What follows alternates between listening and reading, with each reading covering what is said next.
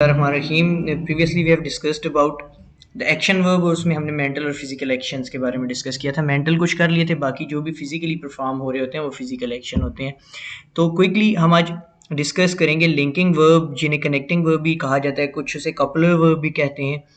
ये भी main verb की एक कैटेगरी है। हमने अगर आप प्रीवियस पार्ट 1 और पार्ट 2 सुने तो हमने उसमें क्लियरली डिस्कस किया है कि जो है मेन वर्ब दो किस्म के होते हैं, एक लिंकिंग वर्ब हैं और या कनेक्टिंग वर्ब जिन्हें हम कह रहे हैं, और एक एक्शन वर्ब्स हैं। यूजुअली हमारे लर्नर सिर्फ एक्शन वर्ब को ही वर्ब समझते हैं।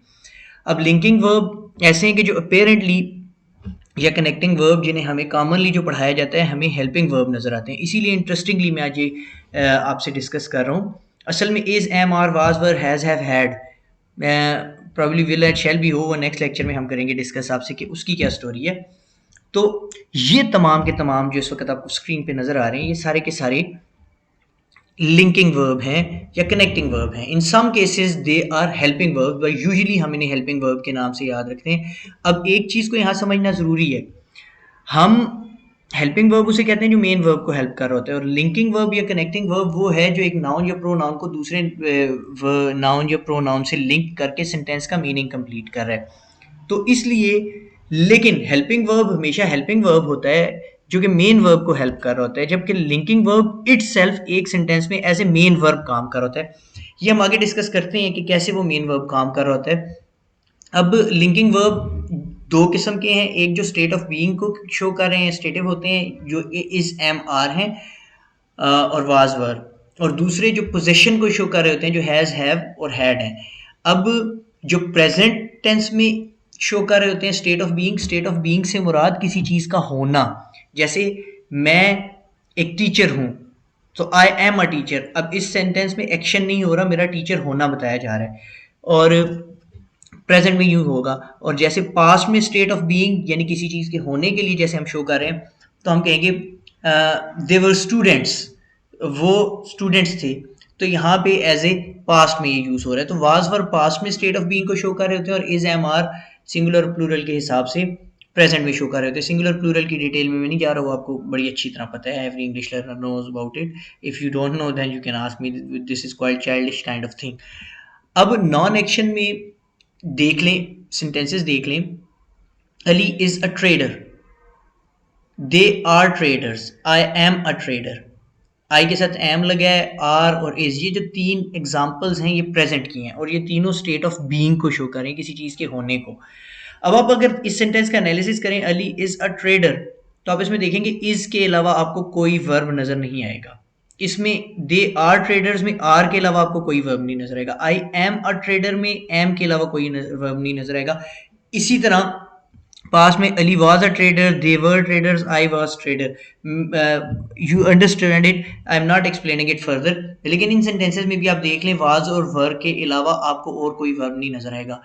तो जो एक मिथ्स आपके जहन में है कि एज ए वर्ड लेवल सिर्फ वर्ड को देखते हुए आप इन सबको हेल्पिंग वर्ब कहते हैं, तो अब आप देख लें हेल्पिंग वर्ब तो वो है जो किसी मेन वर्ब को हेल्प कर रहा हो।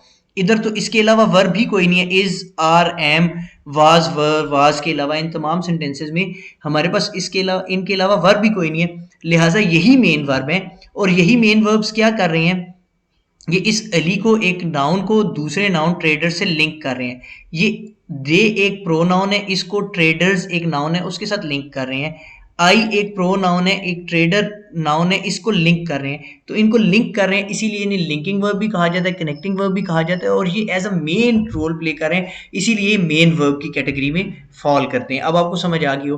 और अब जब जब भी एक नहायत अहम बात यह है कि whenever you are using is, am, are, was, verb, जैसे इस सेंटेंस में या एक क्लॉज में जहां पे ये मेन वर्ब के तौर पे इस्तेमाल हो रहे हैं, वो सेंटेंस हमेशा नॉन एक्शन होगा। वो नॉन एक्शन ये इसलिए होगा क्योंकि ये लिंक कर रहे हैं, और इसमें ये जो है हमेशा एक सब्जेक्ट कॉम्प्लीमेंट है। उस डिटेल में मैं नहीं जा रहा, आप कंफ्यूज हो जाएंगे। ये हमेशा इसमें सब्जेक्ट कॉम्प्लीमेंट है, तो इस सब्जेक्ट कॉम्प्लीमेंट को लिंक करने के लिए हमेशा एक लिंकिंग वर्ब यूज होगा, और linking verb is, am, are है, और ये एज ए मेन वर्ब इस्तेमाल हो रहा है, इसलिए इस जुमले में एक्शन नहीं होगा। सो मैं इसे कट शॉर्ट करता हूं। दूसरी एग्जांपल देख लें, फिर देखें जैसे पोजेशन को शो करते हैं हैज, हैव, हैड। इनकी एग्जांपल भी देख लें, फिर मैं पिछली बात आपको बताता हूं। जैसे Ali has a beautiful watch, they have a glorious house, I have a horse present में, और ये प्रेजेंट में पास में सब में हैड लगा हुआ है। अब ये देखिए पोजेशन किसी चीज की मलकियत होने को शो करें, लेकिन इनमें भी आप देखें आपको हैज, हैव, हैड के अलावा कोई और आपको इनमें वर्ब नजर नहीं आ रहा होगा, लिहाजा इन जुमलों में भी ये मेन वर्ब है। तो अब इज एम आर हो, वाज वर हो, हैज हैव हैड हो, जब ये एज ए मेन वर्ब के तौर पे इस्तेमाल हो रहे हैं तो इन तमाम को हम कह रहे हैं लिंकिंग वर्ब्स।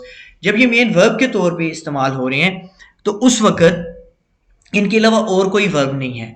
और जिस सेंटेंस में, और अगर ये हेल्पिंग वर्ब के तौर पे इस्तेमाल होंगे तो यकीनी तौर पे इनके बाद कोई वर्ब इस्तेमाल हो रहा होगा और वो मेन वर्ब होगा, और उसको ये हेल्प आउट कर रहे होंगे, और वो main verb most of the time बल्कि ऑलवेज एक एक्शन वर्ब होगा।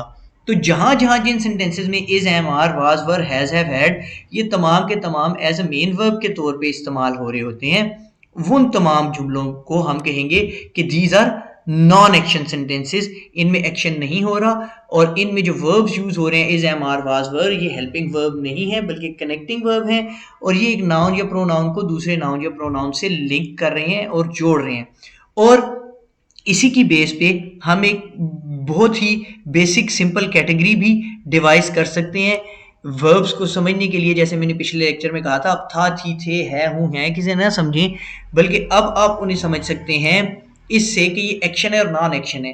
एक कैटेगरी बना सकते हैं आप एक्शन सेंटेंसेस की जो टेंस से रिलेट करेगी, जो मैं आपको नेक्स्ट में बताऊंगा, क्योंकि टेंसेस जो हैं बेसिकली, टेंस को अगर देखें प्रेजेंट, परफेक्ट टेंस, तो ये कॉम्बिनेशन है दो चीजों का, प्रेजेंट टाइम को शो करता है और परफेक्ट स्टेट ऑफ एक्शन को शो करता है। तो हम इससे एक्शन और नॉन एक्शन दो किस्म के सेंटेंसेस में अगर समझ लें तो हम एशियन लर्नर्स इसको बड़ी आसानी से समझ सकते हैं कि सेंटेंस मेकिंग क्या है, और इसमें हम इस तरह की गलती नहीं करेंगे जैसे लोग लिखते हैं अली इज प्ले क्रिकेट, क्योंकि अली प्लेज क्रिकेट होगा और अली इज अ क्रिकेटर सही सेंटेंस होगा। अब इन दोनों को अगर आप कैटेगराइज करें तो अली इज अ क्रिकेटर ये एक नॉन एक्शन सेंटेंस आपको नजर आएगा। ठीक है, ये मैं आपको लिख देता हूं, ये एक नॉन एक्शन सेंटेंस नजर आएगा, जबकि अली प्लेज क्रिकेट ये आपको एक एक्शन सेंटेंस नजर आएगा। तो लिहाजा हमारे पास ये दो कैटेगरीज आ गई, जिनको मैं हाईलाइट कर देता हूं इन अ डिफरेंट कलर, कि ये जो मैंने किए हुए हाईलाइट, क्रिकेटर के स्पेलिंग प्रॉब्ली मैंने भी राइट अप किए तो गलत हो गए। तो ये दो कैटेगरीज हमारे पास वर्ब के हिसाब से, क्योंकि हर सेंटेंस में वर्ब का होना जरूरी है, हमें बता देते हैं कि एक एक्शन है और एक नॉन एक्शन है।